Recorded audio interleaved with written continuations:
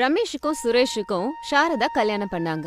ஆனா ரமேஷ் காதலிச்ச பொண்ணு நம்ம தமிழ் பொண்ணு. ஆனா சுரேஷ் காதலிச்சு கல்யாணம் பண்ண பொண்ணு நார்த் இந்தியன் பொண்ணு.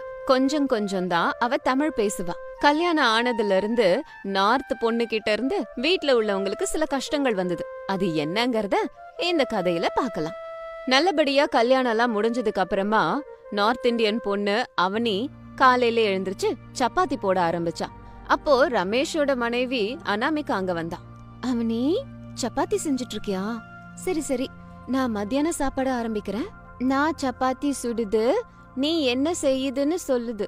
அத கேட்ட உடனேயே அனாமிகா பயங்கரமா சிரிக்க ஆரம்பிச்சிட்டா. அவனி இப்படி எல்லாம் பேசக்கூடாது, தமிழ் எப்படி பேசுறதுன்னு நான் உனக்கு சொல்லி தரேன். சாரி அக்கா, நீ தப்பா நினைக்காது, எனக்கு தமிழ் வராது. நீ ஒண்ணு கவலைப்படாத, நான் தான் சொல்லி தரேன்னு சொல்றல. ஓகே தேங்க்யூக்கா அப்படின்னு அவனி சொன்னதுல அனாமிகா அங்கேயே கொஞ்ச நேரம் இருந்து அவளுக்கு சில தமிழ் வார்த்தைகளை சொல்லி கொடுத்தா. அவ பேசுறதுல இருக்க தமிழ்ல உள்ள தப்புகளை சரி பண்ணிக்கிட்டு இருந்தா. கொஞ்ச நேரம் கழிச்சு எல்லாரும் சாப்பிடறதுக்கு வந்து உட்கார்ந்தாங்க. எல்லாருக்கும் அவனி சப்பாத்தியும் ஆலு கறியும் செஞ்சு கொடுத்தா. அத சாப்பிட்டுட்டு ரொம்ப நல்லா இருக்குன்னு சொன்னாங்க. சப்பாத்தி உனக்கு எப்படிமா இவ்ளோ சாஃப்டா வருது? நான் செஞ்சா வரவே வராது. எனக்கு சின்ன வயசுலயே இருக்கு, இப்படி செய்வா. ஓஹோ, சின்ன வயசுல இருந்து செய்யறியா? அனாமிகா கிட்ட கொஞ்சம் தமிழ் கத்துக்கோமா நீ. அதுக்கு அவனி சரின்னு பதில் சொன்னா. எல்லாரும் சாப்பிட்டு முடிச்சதுக்கு அப்புறம் அவங்க வேலைய பாத்துட்டு போயிட்டு இருந்தாங்க. மத்தியானம் சாப்பாடு நேரத்துல அவனி எல்லாரையுமே கூப்பிட்டா. எல்லாரும் சாப்பிடுறதுக்கு வந்து உட்கார்ந்தாங்க. அவனி சாப்பிட என்னமா செஞ்ச? ஆலு கறி, பிரிஞ்சால் கறி, டொமேட்டோ கறி, கீ பராட்டா அப்படின்னு சொல்லும்போது எல்லாரும் ரைஸ் எங்க இருக்குன்னு பாத்தாங்க. அவனி இன்னைக்கு ஸ்பெஷல் எதுவும் கிடையாதுல்ல அப்படின்னு அவ பாஷையில சொன்னா. அதாவது அம்மா, அவ என்ன சொல்ல வரானா, அவ நார்த் சைடு இல்லையா, அங்க சப்பாத்திய தான் ஜாஸ்தி சாப்பிடுவாங்க. ரைஸ் எல்லாம் எப்பயாவது தான் பண்ணுவாங்க. ஏதாவது பண்டிகை எல்லாம் வந்துச்சு, ஸ்பெஷல் நடந்துச்சுன்னா மட்டும்தான் ரைஸ் செய்வாங்க. அதனாலதான் அவ அப்படி சொல்றா. தினமும் சப்பாத்தியையும் பராத்தாவையும் சாப்பிட்டா செத்தே போடுவேன்.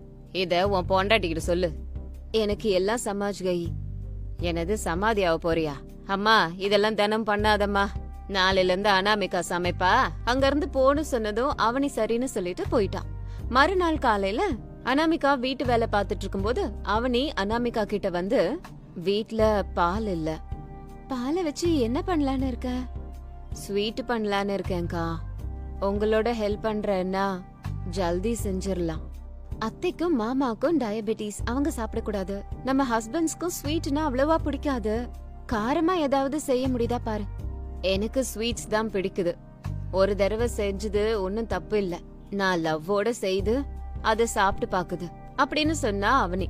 அனாமிகா எவ்வளவோ சொல்லி பார்த்தோம், எவ்வளவு சொல்லியும் கேட்காம ஸ்வீட் செஞ்சே அவன்னு போய் ஸ்வீட் பண்ணினா. கொஞ்ச நேரம் கழிச்சு ஸ்வீட் எல்லாம் செஞ்சு முடிச்சதுக்கு அப்புறமா எல்லார்கிட்டயும் ஸ்வீட்டை கொண்டு போய் கொடுத்தா. அவங்க வேண்டான்னு சொன்னாலும் பலவந்தமா வாயில ஊட்டி விட்டா. என்னது இது, இவகிட்ட வேண்டான்னாலும் பலவந்தமா குடுக்கறாளே. ஏற்கனவே சுகர் எக்கச்சக்கமா இருக்கு, இவ என்ன மேல அனுப்ப பாக்குறாளா? எனக்கும் அப்படிதான் இருக்கு. இந்த பொண்ணு கிச்சன் கிட்ட போக வேண்டாம்னு சொல்ல வேண்டியதானே? அனாமிகா கிட்ட பேசுனியா? அதுக்குள்ள அனாமிகாவே அங்க வந்து சொன்னா. நான் ஏற்கனவே சொல்லிட்டேன் மாமா, அவதான் நான் சொல்றத கேக்கல அப்படின்னு சொன்னதும் இது எல்லாத்தையும் கேட்ட அவனே, எனக்கு பிடிச்சது நான் செஞ்சது, யாருக்கும் தொந்தரவு கொடுக்காது, எல்லாருக்கும் பிடிக்குது, அது மாதிரி நான் நடக்குது. அம்மா, எல்லாருக்கும் பிடிச்ச மாதிரி நடக்கணும்னா அவங்க ஆரோக்கியத்தை பத்தியும் தெரிஞ்சு வச்சுக்கணும். அதுக்கு தகுந்த மாதிரி சமைக்கணும். உன் இஷ்டப்படி எதுவும் பண்ணக்கூடாதுமா. அத்தை இப்ப என்ன சொல்லுது? நான் எங்க வீட்டுக்கு போகுது. இப்ப நான் என்ன சொன்னேன்னு வீட்டுக்கு போக போறேன்? நீ எங்கேயும் போக வேண்டாமா, போகவும் கூடாது. 4 பேர் பார்த்தா என்ன நினைப்பாங்க? அப்ப நான் சொல்லுது நீங்க கேக்குது வருது, போது இருக்கட்டும். அனாமிகா சொல்றது கேளுமா அப்படின்னு சாரதா சொன்னாங்க. அவனி அவளோட பாஷையில ஏதோ சத்தமா கத்திக்கிட்டு இருந்தா. இந்த வீட்ல எனக்கு மரியாதை இல்ல, மருமகளா நடத்த மாட்டேங்கிறாங்க, எல்லார் மேலயும் போலீஸ் கேஸ் போட்டு எல்லாரையும் உள்ள தள்ள போறேன் அப்படின்னு கத்திக்கிட்டு இருந்தா. அப்ப அந்த இடத்துக்கு சுரேஷ் வந்தான். அவனி, ஏன் இப்படி எல்லாம் பேசுற? என்ன நடந்தது? அப்போ அவ அவளோட பாஷையில நடந்த விஷயத்தையெல்லாம் சொன்னா. அப்ப சுரேஷ் அவளை தனியா கூட்டிட்டு போய் பேசி பார்த்தான். அன்னைக்கு வீட்ல உள்ள எல்லாருமே கூட இந்த அவனி என்ன பண்ண போறா, எதுக்கு அப்படி பேசுறான்னு பாத்துட்டு இருந்தாங்க. இப்படியே நாட்கள் போச்சு. அவ பண்ற ஒவ்வொரு விஷயங்களும் வினோதமா விசித்திரமா இருந்துச்சு. ஏதாவது சொன்னா உடனே தப்பா எடுத்துப்பான். அது எல்லாத்தையும் பார்த்தவங்க ரொம்ப சிரமத்துக்குள்ளானாங்க. ஒரு நாள் சாரதா மனசுக்குள்ள அனாவசியமா இந்த பொண்ணை வீட்டு கூட்டு வந்தாச்சு. இந்த சுரேஷ் பையன் போயும் இவ்வளவுதான் காதலிக்கணுமா, வேற யாரும் கிடைக்காத மாதிரி அப்படின்னு ரொம்ப கவலைப்பட்டாங்க. அதே விஷயத்த வீட்ல இருந்த எல்லார்கிட்டயுமே சொன்னாங்க. இது எல்லாத்தையும் ஒட்டு கேட்டுட்டு இருந்தா அவனி. என்னால என் குடும்பம் படுது ரொம்ப கஷ்டம். இப்ப நான் என்ன செய்யுது? சண்டே எல்லாம் ஒதுக்கி வைக்குது, அனாமிகா கிட்ட போகுது, என்ன பண்ணுது எப்படி பண்ணுதுன்னு கேக்குது. ரொம்ப நல்லது. இல்லனா எல்லாருக்கும் என் மேல நெகட்டிவ் ஃபீலிங் வருது அப்படின்னு சொல்லி அனாமிகா கிட்ட போய் அழுதுகிட்டு இருந்தா. அவனி, எதுக்காக நீ கவலைப்படுற? ஒருவேளை நான் உங்க வீட்ல கல்யாணம் பண்ணிட்டு புதுசா வந்தேன்னா அங்க நான் பண்ற வேலை கூட அவங்க எல்லாருக்கும் விசித்திரமா தான் இருக்கும். இதுல உன் தப்பு ஒண்ணும் இல்ல. நாங்க வளர்ந்த சூழ்நிலை வேற, நீ வளர்ந்த சூழ்நிலை வேற. அதனால இங்க என்ன பண்ணணும் எப்படி இருக்கணும்ங்கறத நான் உனக்கு சொல்லித்தரேன். நீ கத்துக்கிட்டு யாரையும் துன்பப்படுத்தாம இருந்தா சரி, அதுவே போதும். சரிக்கா, எனக்கு கத்துக்குது, உனக்கு சொல்லுக்கா. சரி, நீ பேசுற விஷயத்த பத்தி பேசலாம். வருது போகுது உன்னது என்னது கிடையாது. ரொம்ப மரியாதையோட பேசணும். வாங்க போங்கன்னு சொல்லணும், ரெஸ்பெக்டா. அவனி புரிஞ்சுதுன்னு சொன்னான். ஃப்ரெண்ட்ஸ் கிட்ட நீ நான் வா போ அப்படிலாம் சொல்லலாம் அப்படின்னு ஒவ்வொன்னா அவளுக்கு புரியுற மாதிரி சொன்னான். அவளும் எல்லாத்தையும் கவனமா கேட்டுக்கிட்டா. அவங்க ஊரு சாப்பாட விட்டுட்டு சவுத் இந்தியன் சாப்பிடுற சாப்பாட செஞ்சான். அத அனாமிகா கிட்ட இருந்து கத்துக்கிட்டு அதை செஞ்சான். 1 மாசம் போனதுக்கு அப்புறமா அவனி அவ பிறந்த மண்ணோட மனத்தை விட்டுட்டு கல்யாணம் பண்ணிக்கிட்டோங்கிறதுக்காக இவங்களுக்காக மாறிட்டான். இத பார்த்த அனாமிகா, ரமேஷ், சுரேஷ், பிரசாத் எல்லாரும் ரொம்ப ஆச்சரியப்பட்டாங்க. 1 மாசம் போனதுக்கு அப்புறமா காலையிலே அவனி எழுந்திருச்சு அத்தைக்கு காஃபி எல்லாம் போட்டு கொடுத்துக்கிட்டு இருந்தா. அத்தை, மாமா, காஃபி எப்படி இருக்கு அப்படின்னு கேட்டா. அவங்க ரொம்ப நல்லா இருக்குன்னு சொன்னாங்க. ரொம்ப தேங்க்ஸ் மாமா, அத்தை. சரி, கேக்க மறந்து போயிட்டேன். உங்களுக்கு டிஃபனுக்கு என்ன பண்ணணும்? உப்மா, தோசை, பூரி என்ன வேணும்னு சொல்லுங்க. எல்லாருக்கும் தோசை பண்ணிடுமா அப்படின்னு பதில் சொன்னாங்க சாரதா.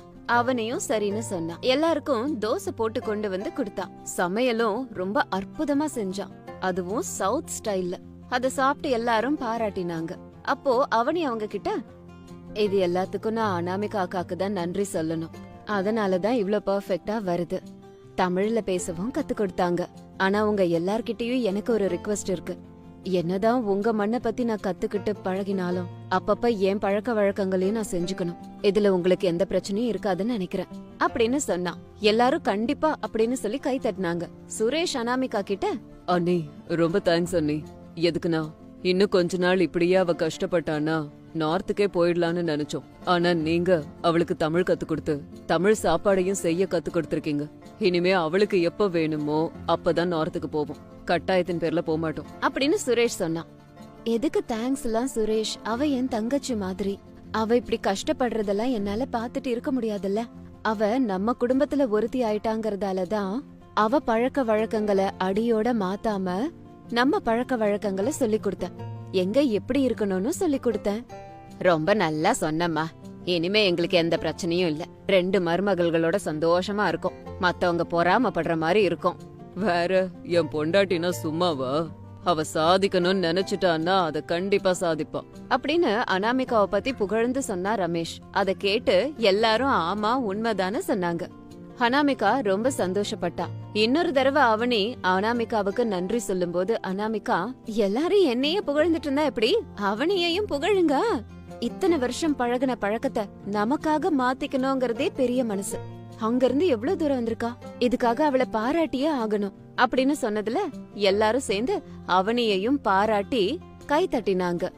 அவனியோட தியாகத்தை நினைச்சு எல்லாரும் பெருமைப்பட்டாங்க. அத பார்த்த அவனையும் ரொம்ப சந்தோஷப்பட்டான். இந்த விதமா ஒரு நார்த் பொண்ண சவுத் பொண்ணா மாத்தின அனாமிகா வீட்ல உள்ள எல்லாரையுமே சந்தோஷமா நிம்மதியா வாழ்ந்து வந்தாங்க அந்த குடும்பம். இது இன்னைக்கு ஸ்டோரி. இதே மாதிரி இன்னொரு ஸ்டோரியோட உங்களை மறுபடியும் மீட் பண்றேன். பாய்.